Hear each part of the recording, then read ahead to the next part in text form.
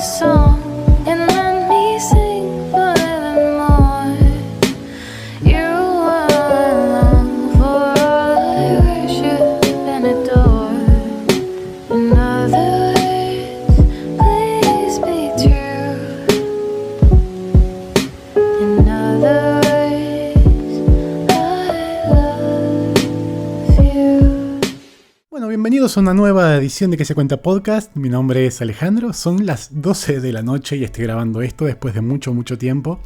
Así que nada, me pone contento poder volver a sentarme acá y a dirigirme hacia ustedes, que a lo largo de los años, con altas y bajas, están acá acompañándome nuevamente. Así que nuevamente les agradezco por ser parte del canal, por ser parte de Que se cuenta, y tenerme paciencia también con mis altas y bajas como creador de contenido. No sé ustedes, la verdad no sé ustedes si tendrán recuerdos de los años 2000, que era muy normal para nosotros usar los programas de P2P, ¿no? De peer-to-peer, para descargar música, películas, imágenes tal vez de algún anime o serie o película que nos gustara de ese momento. Y era muy normal usar este tipo de programas como el Emule, como el Elephant, como el iDonkey, como Ares. Programas que estaban a disposición de cualquiera en esa época, con las limitantes de redes que teníamos en esos momentos, con el ADSL o el Dial-Up que teníamos, no sé si recuerdan, la conexión telefónica que uno apretaba, marcaba el número telefónico tal vez en las primeras conexiones, o tal vez tenían el CD, el famoso CD de una distribuidora de internet, como podía ser AOL, o ¿cuáles otras podrían ser? Intrada, me acuerdo que había otra famosa Intrada, y todos esos CDs que en realidad nos daban en la costa, en una peatonal, en algún negocio incluso, eran un gasto económico increíble porque contaban los pulsos, no era que era internet como ahora tenemos ADSL, fibra óptica, banda ancha, que no importa el tiempo o la cantidad de cosas que descarguemos, no pasa nada. En aquella época, todos estas descargas tenían un costo, eran pulsos telefónicos. Por lo menos hasta que empezó a andar el Dial-Up, que poníamos conectábamos a internet y sonaba como la señal de fax, ¿no? Y era muy normal que llamara a nuestra madre a nuestra casa y dijeran: este hijo de... está conectado a internet hace horas, porque no había forma de comunicarse. Si estabas usando el internet, no podías usar el teléfono y viceversa. Era muy normal de aquella época y uno lo recuerda con cariño, pero era una limitante bastante importante.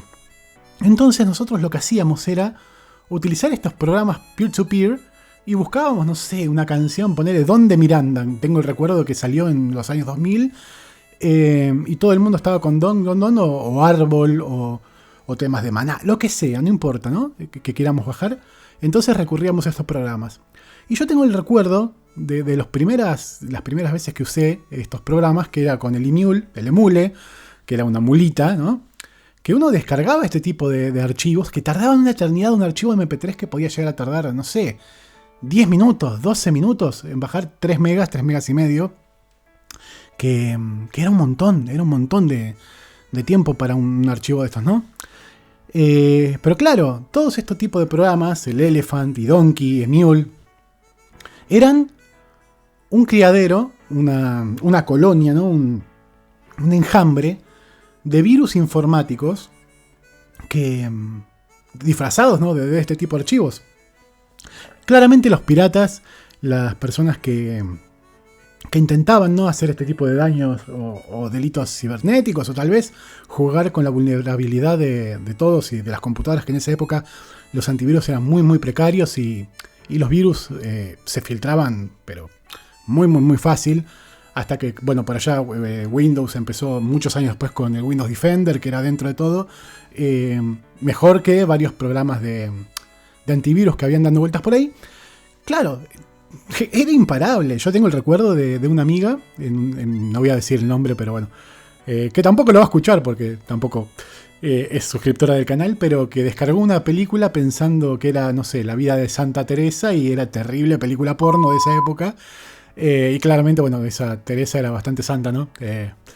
Eh, pero bueno, nada que ver, ¿no? Pero son recuerdos de la época, recuerdos de cosas que podían pasar, porque no solamente era un criadero de virus, sino también un criadero de pornografía. Y espero, bueno, voy a tener que censurar esa palabra porque YouTube seguramente me la va a strikear. Pero claro, todos estos recuerdos vinieron a partir no solamente del tema de las descargas, sino también de cómo hacíamos, ¿no? Para almacenar estas descargas. Recuerden que los discos rígidos en las décadas del 2000 eran muy precarios, llegaban hasta 128 megas, 256 era... ¡Wow! Tengo un disco rígido de 256 megas y discúlpenme, pero estoy mirando hacia la cámara porque tengo una limitante de tiempo, ¿no? Por el tema de la cámara, así que probablemente haga una pausa y vuelva a grabar. Pero era la necesidad, era muy necesario trasladar toda esa información a alguna unidad de almacenamiento, pero claro, el que ya tenía 2 discos rígidos en la computadora, ya tener uno grande era un salto importante, un avance importante, que por más que tuvieran, ¿no? 256, probablemente la velocidad de lectura y de escritura eran súper lentas. Entonces empezamos a acudir, obviamente esto es mucho antes de la década del 2000, ¿no? Pero empezamos a acudir a los disquetes, a los CDs, y es un poquito esto, ¿no? El disparador de lo que es este podcast, que empezamos a recordar con mis amigos lo que fue el boom, la explosión, el fenómeno de los CDs vírgenes y de todo lo que vino a raíz de esto, ¿no? En realidad no solamente del CD virgen, sino de la lectograbadora de CDs. Un hito, creo que en la década de los 2000, ¿no? El que tenía una lectograbadora de CDs era el dueño del pabellón, como decíamos acá en Argentina, ¿no? Era el que la tenía más larga, el que la arrastraba por el piso. Y claro, uno hacía el esfuerzo, nuestros padres hacían el esfuerzo de armarnos nuestra computadora para estudiar, entre comillas, ¿no? Estudiar porque, seamos sinceros, el primer propósito de la computadora siempre era jugar y después la utilizamos tal vez para alguna encarta, para algún trabajo muy específico de la escuela y ahí quedaba. Con el tema del internet, bueno, después empezaron a usar a nuestros mismos padres, qué sé yo, pero la excusa era para usarla para estudiar y la usábamos para jugar en mayor o en menor medida, ¿no? Y claro, cuando teníamos la lectograbadora, la primera lectograbadora, empezábamos a tratar de meternos a este mundo de, che, ¿qué onda? ¿Qué uso? ¿Qué CD uso? Porque era muy normal en esa época que ibas a una casa especializada, y otra vez lo pongo entre comillas, en CDs, en CDs vírgenes, y claro, era un local que el 99% de las cosas que tenían, más allá de las cosas de informática, eran CDs, eran torres y torres de CDs que venían en pilas de 25, 50 y 100 CDs vírgenes de cuanta marca se les ocurra a ustedes. Creo que estaban los Verbatim, los TDK, los Imation, Maxell, Sony y otros tantos que no me voy a acordar en este momento. CDs de todo tipo, con tapa arriba, o sea, con la parte de arriba lisa, blanca lisa, porque la misma quemadora de CD, la misma lectograbadora, algunas podían grabar el reverso del CD y grabarle la imagen, o también podían hacer diferentes tipos de almacenamiento, no solamente los de 700 megas, sino que también estaban los de 700 megas regrabables, que era otra cosa de la que vamos a hablar en un cachito. Pero claro, todos estos recuerdos que voy, mejor dicho, desbloqueando, son recuerdos de una época, un lapso de tiempo bastante grande. Pensemos que todo esto arrancó, y vuelvo a decir, ¿no? en la década de los 2000, pero pongámosle que habrán sido, no sé, 10 años que duró este boom del CD virgen, a tal punto que era incalculable la cantidad de locales de esto que se encontraban en galerías, locales así medio de mala muerte. Claro, bien, y era muy normal, ¿no? Esto de acercarse al hombre que nos vendía los insumos tecnológicos y decirle, bueno, vengo a buscar un CD virgen para grabar, ¿no? Bueno, y te decía, tenés Verbatim, que es el más económico, después están los TDK, que son un poquito mejor, los Sony son lo mejor que hay en el mercado, siempre creo que Sony fue de lo mejorcito, pero también estaba no sé si a ustedes les habrá pasado, que a mí me pasó 2 o 3 veces incluso, que vengan fallados los CDs, ¿no? Porque pensemos y acordémonos que los CDs son una unidad de almacenamiento, la cual se quema, se graba, y hay unas pequeñas celdas muy, muy, muy chiquititas ahí, que se queman, y si hay alguna de esas unidades, de esos CDs que se raya, se altera, se lastima, o incluso se grabó mal, ya está, andá a reclamarle la información a Magoya, ¿no? Entonces me ha pasado varias veces de ir, grabar un CD en óptimas, mejor dicho, condiciones, y que por H o por B me diga, mira, el CD está corrupto, el CD está mal, qué sé yo. Bueno, ir y decirle al flaco, pasó esto, esto y esto, listo.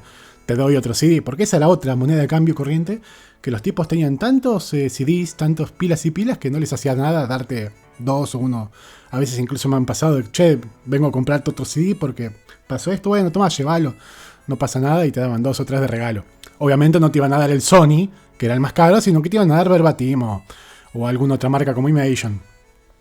Pero era muy lindo y muy normal en esa época. Hoy lo recuerdo con mucho cariño, y de tener también las mismas pilas de CDs que ibas grabando, las ibas sacando de la torre virgen y las ibas pasando a una torrecita con tus propios CDs, que después se terminaban rayando, dañando, o iban a parar a estas famosas carpetas que teníamos de 200 CDs, que al final grababas, ¿no? CD con música de Queen, Queen 1, Queen 2, Queen grandes hits, no sé, los Beatles, Ignacio Copani, no sé, póngale el artista que se les cante, y los escuchábamos hasta que se terminaban haciendo mierda los CDs. Es una realidad.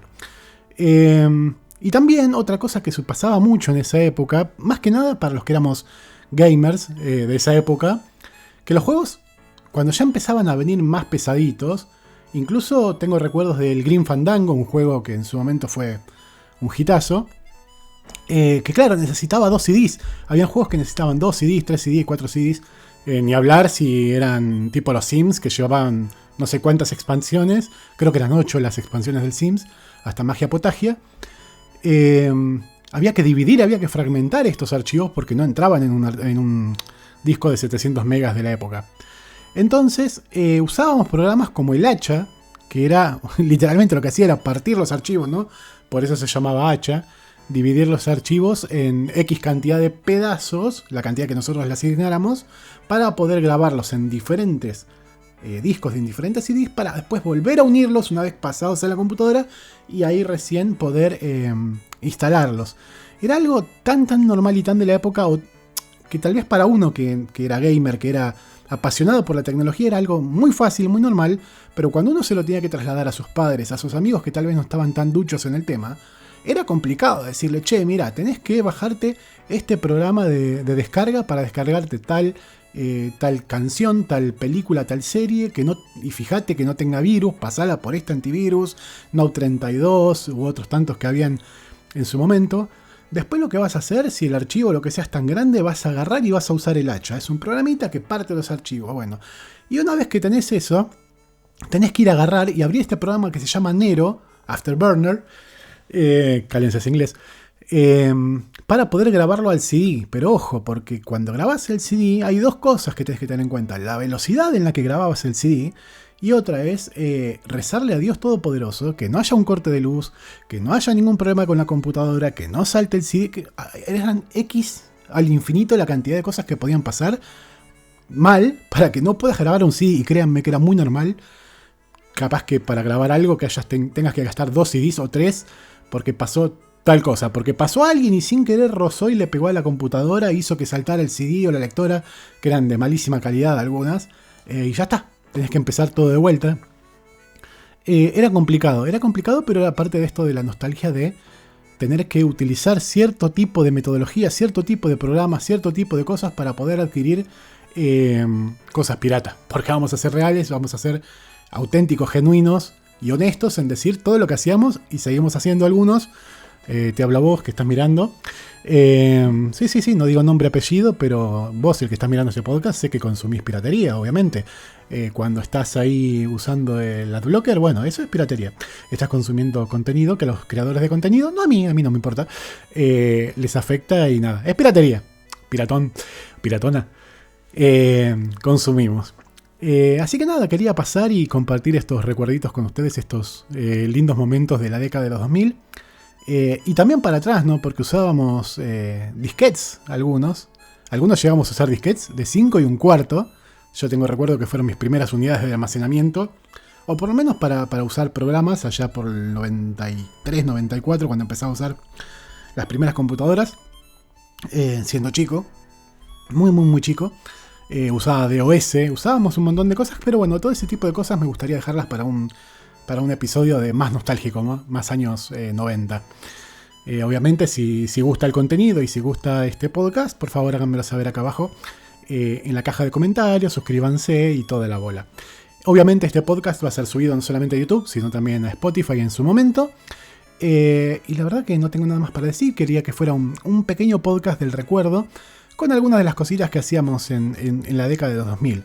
Créanme que me estoy dejando afuera un montón de cosas, estoy hablando específicamente de lo que competía a la tecnología, ¿no? De ese momento al descargar y grabar cosas en la computadora. Pero si tuviera que hablar específicamente de todo lo que hacíamos en esa época, créanme que tengo para 3 o 4 podcasts más, que no me molestaría y de hecho me gustaría hacerlo bastante porque, nada, son las 12:15 de la noche recién y podría extenderme más en el tiempo.